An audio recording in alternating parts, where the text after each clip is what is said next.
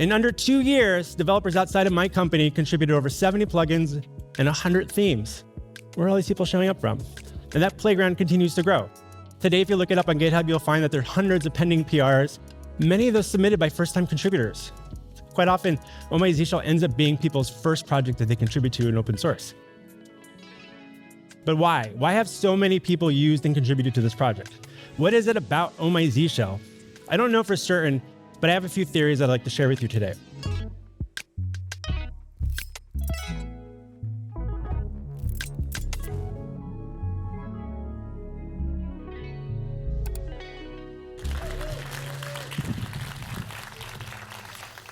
It was a Friday afternoon in August 2009. I was pair programming with one of my coworkers, who we'll call Carlos, because that was and remains his name. Unfortunately for me, we were pairing on his computer that day. When it was my turn to take the wheel, I got frustrated. Frustrated with myself and how reliant I'd become on all of the custom aliases and shortcuts and cool things that I had added to my own configuration for my terminal. So frustrated with myself, I turned to Carlos and I asked, when are you finally going to switch from Bash to Zsh? Carlos looked back and he shrugged.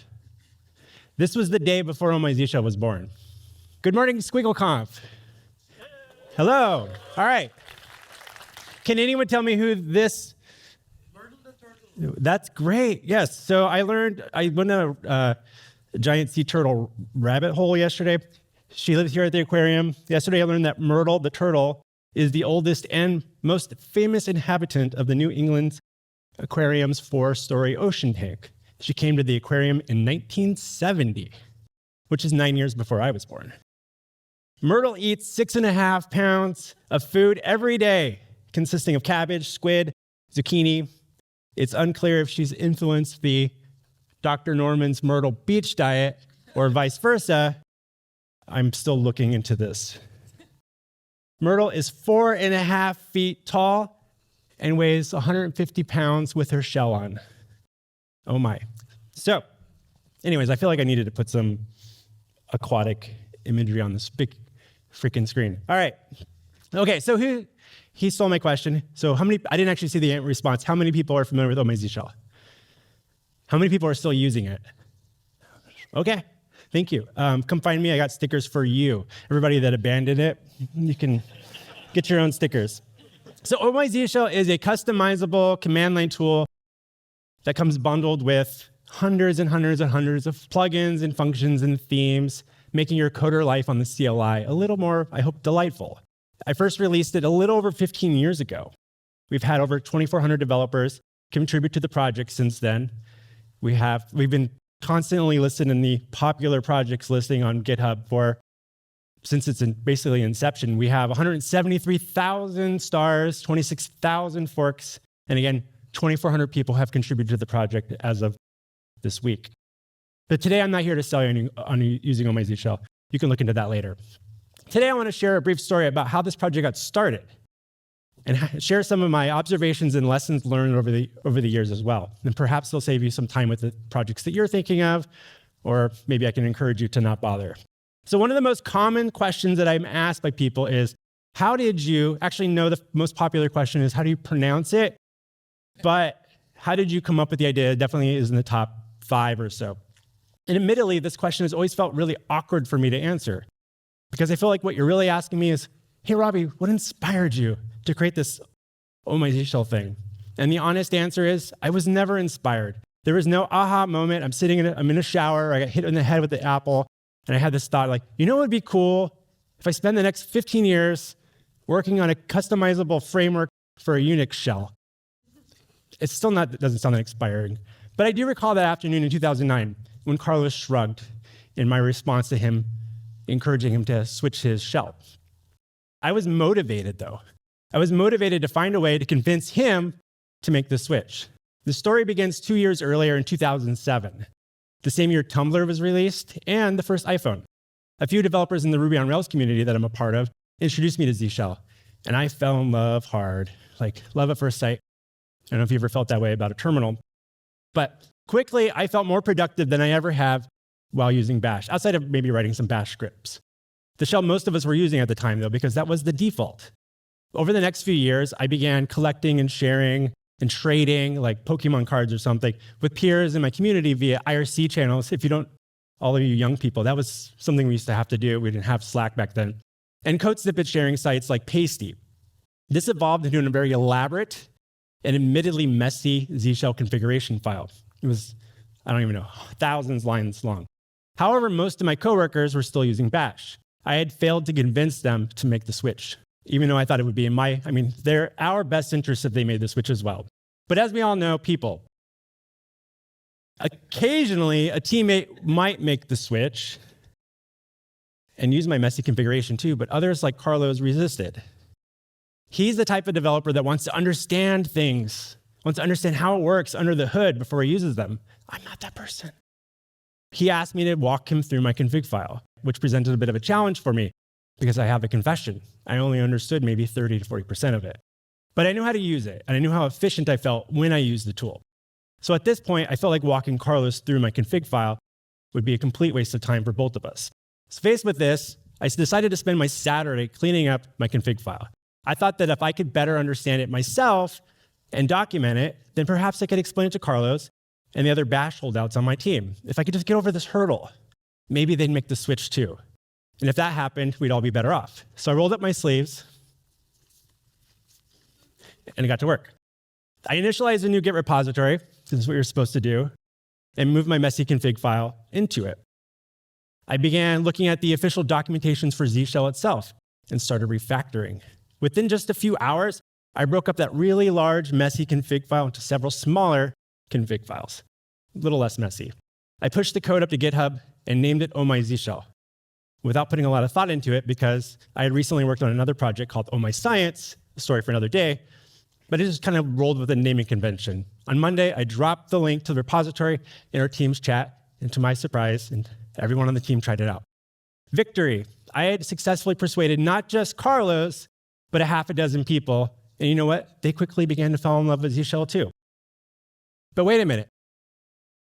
Do you remember how I mentioned Oh My Zsh comes bundled with hundreds and hundreds of plugins and themes? Where were they? None of that was remotely on my radar. I had invested only a few hours into the first release of Oh My Zsh, yet I felt like it was already done. My team installed it, problem solved, check. Everything that people say you're supposed to have, like a website, logo, documentation, goals, a roadmap, I had none of that. Yes, that would all come eventually, but it happened organically as others began to contribute to the project. For example, the very next day, my coworker Gary, still work with Gary, but he asked, how do I change the colors? How do I customize my prompt? What? I grumbled. I'm like, why would you want to do that? I was feeling defensive because my color choices were amazing. I mean, look at this. This is amazing. Cyan, blue, and red. I'm like, can you find Anyways, Gary wanted to change it. So I reluctantly told him, hey, if you go to this file, there's some color shit in here. You can change that to your heart's content. Problem solved, right? Well, not exactly, because in parallel, my coworkers started contributing ideas too. As a result, Gary encountered an obstacle. He had a Git conflict. Those changes in his prompt file meant that a simple git pull and push wasn't going to work. So you'd have to figure out how to stash his changes, keep them in sync somehow. And things were getting messy for us really quickly. This wasn't going to be sustainable, so we needed a clean solution. So I was looking at my code in my code editor when I had this aha moment. Many code editors like mine have a concept called themes. It was so obvious. So rather than introduce a bunch of conditional logic, like if Gary is using this or Robby, we just created a themes directory and we tossed our files in there and named them after ourselves so we can iterate on our own themes while we can collaborate on the rest of the project. And this is how Robby Russell became the default theme in Oh My Zsh and across so many of your computers. That was it. Sometimes I wonder if I should have named it default. I don't know, but it's good branding for me, I suppose. Plugins share a very similar story. A month after announcing Oh My Zsh on my blog, a Python developer reached out and said, hey, this seems really cool and I'm using it, but it kind of assumes you're a Ruby on Rails developer. How do I disable all that Ruby shit? And how might I contribute some Python things? Which was a great question because as a Rails developer, I didn't necessarily need all this Python stuff loaded up all the time either. So looking at this, I was like, well, we'll call these plugins, I suppose, and we'll just move all that stuff into a Ruby plugin, and he can have some Python, Django stuff, and we just apply that pattern. And this is that we use for themes as well. So then you can just enable them in your config file as you want. And quickly I realized that this is becoming a playground. Developers are showing up, playing with the tools, and starting to share their own ideas. Oh, by the way, so I don't know, speaking of playgrounds, I was going down my Myrtle the turtle rabbit hole yesterday, and I came across what I thought was going to be a really heartwarming story of this lovely sculpture of Myrtle the turtle in a park. But things quickly took a turn for the worse. Myrtle was reportedly burning kids. What? What's going on in Boston? One concerned parent, my 5-year-old son burned his finger on the turtle this morning. What? As a result, they decided they needed to move Myrtle the to a nearby garden. And this didn't sit well with the artist who sculpted it. It's ludicrous. Anyways, all right, where were we? Playgrounds. Oh My Zsh became a playground. Complete strangers showing up and participating in the project. In under 2 years, developers outside of my company contributed over 70 plugins and 100 themes. Where are all these people showing up from? And that playground continues to grow. Today, if you look it up on GitHub, you'll find that there are hundreds of pending PRs, many of those submitted by first-time contributors. Quite often, Oh My Zsh ends up being people's first project that they contribute to in open source.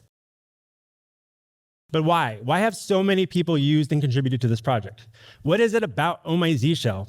I don't know for certain, but I have a few theories I'd like to share with you today. So theory 1, it's extremely simple and fast to try out.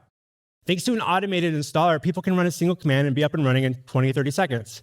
Immediately, your command line experience looks and feels a little nicer and cozier, and you can start to learn how to leverage it at your own pace. 2, most Unix shells don't look all that differently than they did 40 years ago.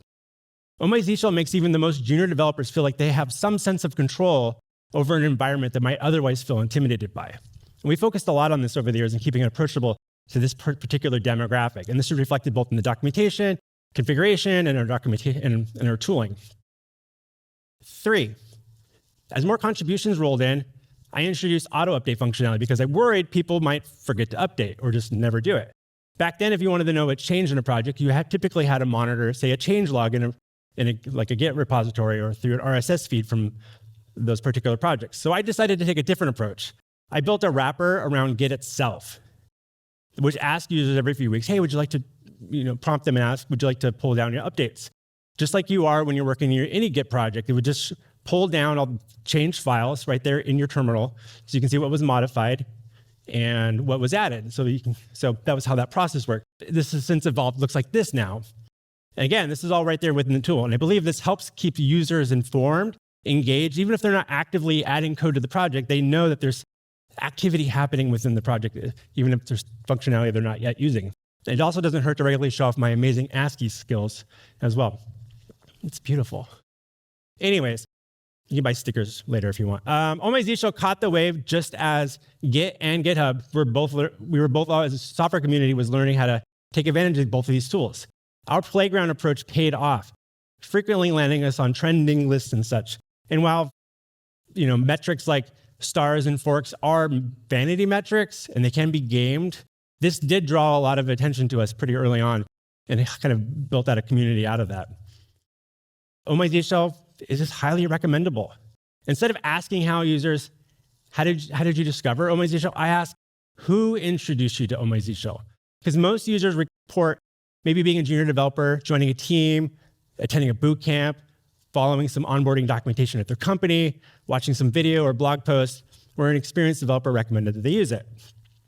And when you've played a playground that people love, they naturally just seem to share their joy and invite others to join you in the park. And it's been amazing to watch this vibrant community grow over the years. But how did I know it was really gaining traction? There are people out there that are spending hours and hours trying to convince you to not use Oh My Zsh. Plenty of awesome videos up there. I know developers with differing opinions, whoever would have thought. But I'm glad that there's great alternatives out there. We don't need to be everything for everyone.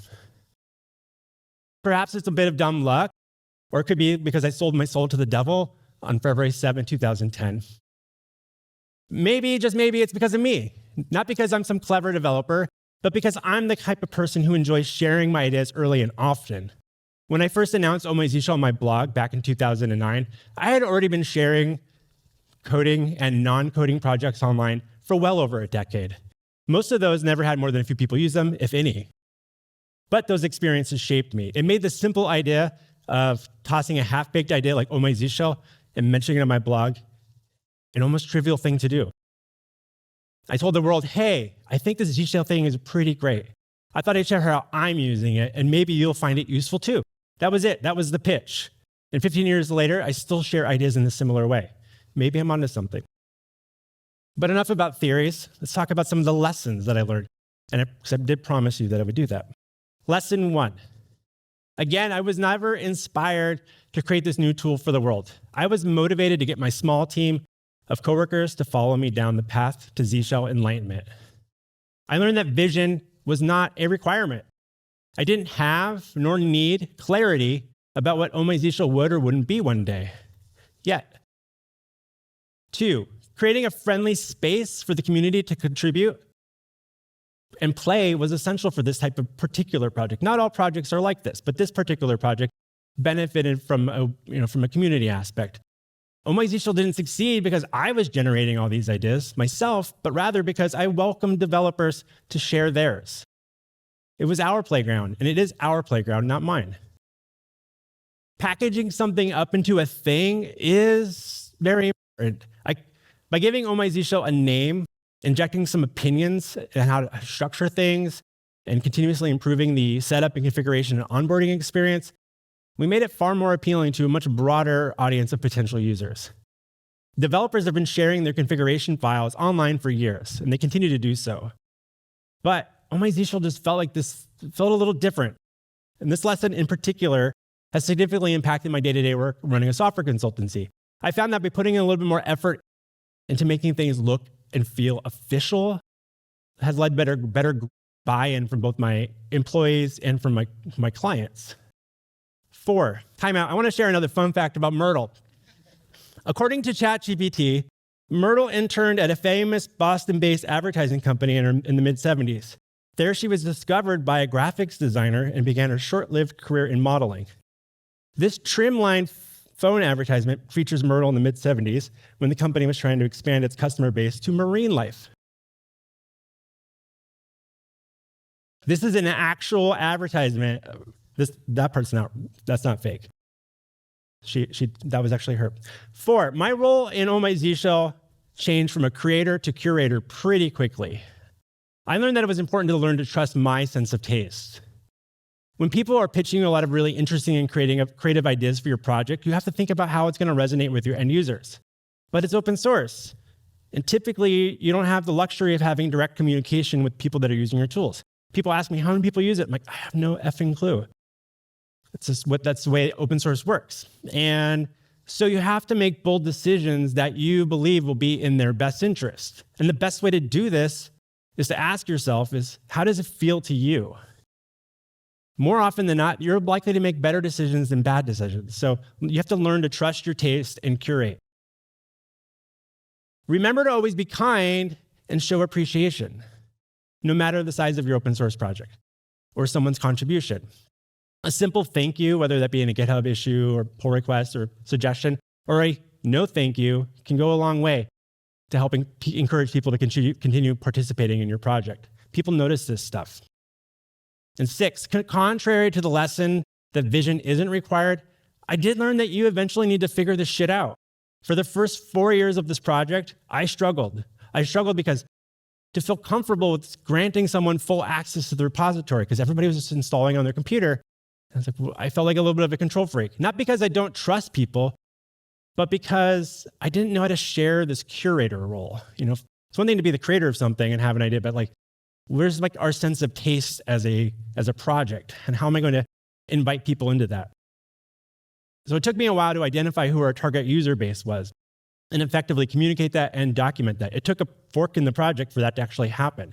There's another project called Presto, which is a fork of Oh My Zsh, because we had some technical differences and disagreements about how the future of the project would go.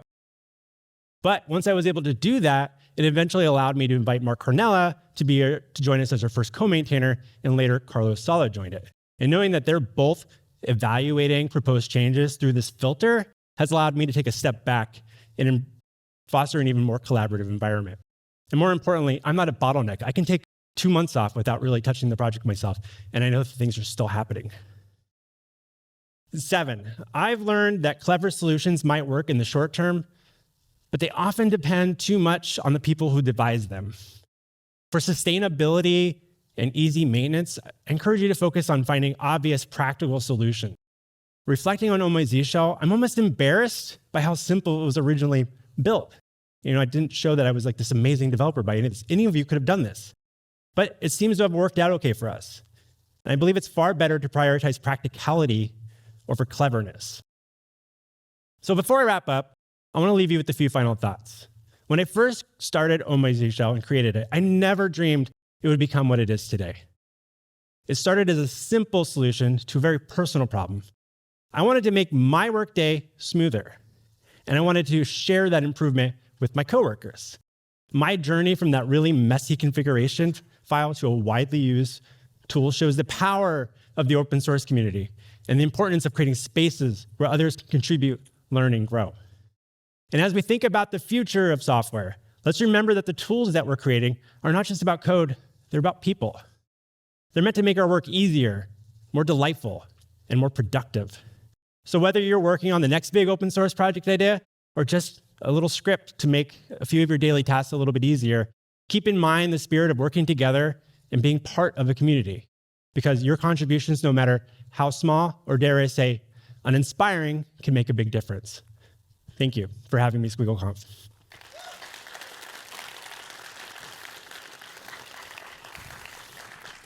Thank you. Thank you, Robby. Let's head over and have a Q&A real quick. So thank you. We do have a few questions in there. Awesome. Thank you to the audience for providing those. Hit me. All right. So the first question is, what did the ZSH people think of Oh My Zsh? Whew, they don't love me. I've gotten feedback. I've seen mailing list snippets, and no one's really ever reached out to me. But there's one of the weird things about this particular project is this: we were early on, and so we have a lot of really good SEO for the project. So it's really confusing to people, and a lot of people confuse Oh My Zsh and Zsh itself, and like, what's the difference between them? And so, like, some people are like, oh, I love that Oh My Zsh is just installed on my Mac. I'm like, well, no, you have to do a thing, and then it's there. And you have Zsh, and so that's not. I didn't do that intentionally. It's just the way that kind of worked out. But I think it does. A lot of people will post issues on the Zsh support groups that might be Oh My Zsh specific, and they're like, yeah, that's not a Zsh problem. Nice. Another question is, I've been using Oh My Zsh for years, but I haven't really tweaked it in years. What are some cool new features that I should know about? Well, let's see. We recently added. We've always been dealing with performance issues because you have a lot of the themes have the like your Git branch in there, and that performance of that can be heavily impacted based off of the size of your repository to see if anything has changed, depending on the theme that you're using and if it's looking at remote things. But we've added asynchronous prompts, which allows your stuff to happen kind of behind the scenes a little bit. So that was something that the team recently pushed out, I think maybe 5-6 months ago. So that's already built into it. And then we've also been changing some of the configuration options. So if you were to reinstall it and take a look at that, you'd see there's a lot of new, some performance additions and things like that. But there's always new plugins coming in from different communities and different CLI tools that are popping up. And so I can't keep up with them all, but and people always ask me what my favorite theme is, and I use Robby Russell, obviously. But I do sometimes set it to random, which is another fun hidden one. And so every time you open up a new terminal, it's a completely chaotic experience because it's someone else's theme. But that's a fun way to kind of get to see the lay of the land. Nice. We have time for just one more quick one, and that is, how do you balance your time with Oh My Zsh on top of your job? That's a great question. So the 24-second answer is, Oh My Zsh ranks probably barely makes the top 5 of what I focus on in my life. So I got running my business. I mentioned my band. I'm happily married, and we go on adventures. And so I try to think about the time I have, I always squeeze in time for Oh My Zsh show in between. When I'm on the plane, sometimes is when I'll do a lot of things like that. But then, every week to week, I might spend an hour, 2 hours a week on the project. And the other, Mark and Carlo that I mentioned, spend quite a bit more time on that these days. I like to have fun on social media with it. Nice. Well, Robby, there were several other questions that we weren't able to get to in our time. So if you could, please check those out. Will do. Thank you, everyone. Try and connect with Robby in Discord or in person and get your questions answered. And thank you so much. Thank you. I got stickers. All right. Round of applause for Robby. Thank you.